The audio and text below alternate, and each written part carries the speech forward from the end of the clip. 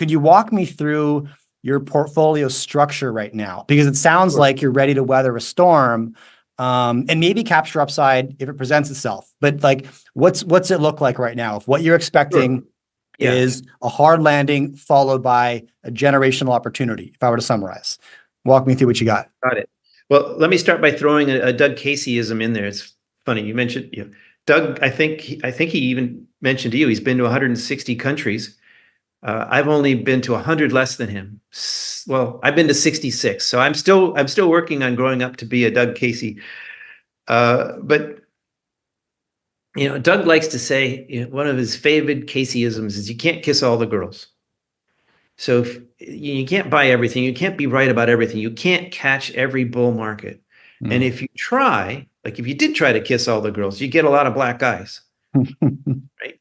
So I think this is directly pertinent to resource speculators. If you kick yourself, I missed the record high price in copper this year. I did. I did not benefit from that at all. Okay, maybe my copper stock is less bad, or stocks are less bad than they were before, but I didn't make money on the copper surge this year.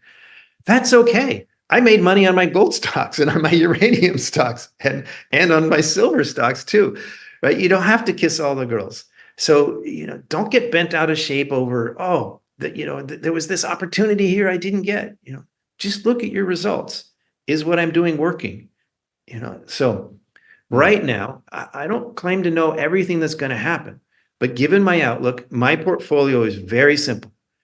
I have some positions in other things in there that I just didn't sell as hedges in case I'm wrong, but my marching orders are gold, silver, uranium, and that's it. I'm not buying anything else.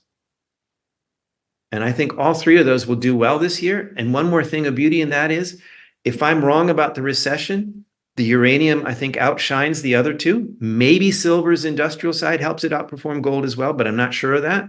But there's a self-hedging aspect in that uranium is not a monetary metal. It's not a safe haven asset. So if that safe haven push that I'm looking for fails to lift gold and or silver, I should be fine with my uranium thing without doing anything else, right? Quick break here, guys. Today's episode is brought to you by Copernico Metals. Now, regular viewers of my channel will be familiar with the entrepreneur behind Copernico. His name is Ivan Bebek. Now, although a young man in this business, Ivan's already created tremendous value for his shareholders in the past, namely with Caden Resources, which he sold to Agnico Eagle, and Keegan Resources, which became a mine now owned by Galliano Gold. Now, Ivan has surrounded himself with expertise from BHP, Newmont, and VRIC on his board at Copernico Metals. Check out copernicometals.com. Now back to the interview. So now you ask about the structure of my portfolio. So in terms of my marching orders, my shopping list is just those three.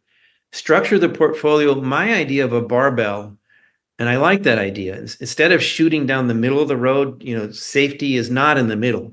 Safety is, there's no real safety in mining stock speculation, but there is some relative safety in getting some of the big go-to names as that anchor on one end of your barbell, and then going with the juniors on the other end. Like, I don't own any mid-tiers. And I understand that there is, and Rick likes to make a case for single asset mid-tiers that can be takeover targets. Yeah, I get that. But I like this barbell strategy. I've got some sense of security with majors that are just no-brainers. If you're bullish on X commodity and there's one or two go-to names in that mining space, and you're right, then those names are going to go up. I mean, that's almost guaranteed. But if you're looking to make money, not just preserve money, or you're not just mitigating risk, but you want your 10 baggers, well, that's where the junior, more riskier end of the spectrum comes in. You brought up something really important just at the buzzer there. You said Rick Rule likes single asset producers for their acquisition appeal. And you don't go there, not because you don't agree with this thesis, but because you play. No, I specifically said mid-tiers. Mid-tiers. So if it's a single asset producer, it's still small enough. Like, if a takeover bid by itself can give you, 30, 50%, even 100% premium overnight, That's not going to happen on a larger mid-tier, right? I mean, you'll be lucky if you get 20, 30% on a larger mid-tier as a takeover premium. Whereas if it's an attractive enough junior, particularly like if it's adjacent to something that's becoming a mine, you know what I mean? That kind of thing where they, maybe their pit spreads over the boundary onto the junior's ground. They need that ground. They have to have it. It's going to take a pretty sweet takeover offer to entice the shareholders of the junior to go along with it, because they know the neighbor has to have it, right? Yeah. So no, I do like takeovers. I actually think I have a pretty good track record of picking takeovers before they happen. It's just those mid-tier single asset, maybe the issue is that Rick, as a money manager, can afford to just sit tight and be right. Me, as an evil scum of the earth newsletter writer, I kind of need to be right like within a year or two, or else people, what have you done for me lately kicks in thinking, right? So yeah. Also, I think they eventually get taken over, but that doesn't help me if people have unsubscribed by then. Yes, okay, I get that. I totally get that. And what I was going to bolt on there was like, it's also important to stick with your competitive advantage. Like you said, you can't kiss all the girls. You gotta maybe pick something and then focus on that until you develop a competitive advantage in that little niche of a bucket, right? And you can't be everywhere all at once. You can't be the expert everywhere all at once.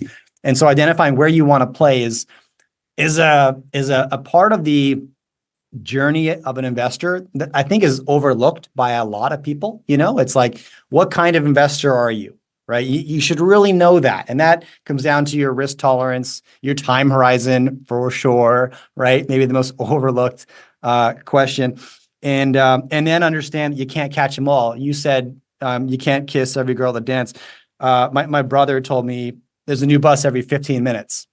And I think he was relating to dating apps, but I took that and took it to my investment portfolio and said, yeah. You can't sweat the stuff you pass on, right? Because that's just a lose-lose game. Can't do that.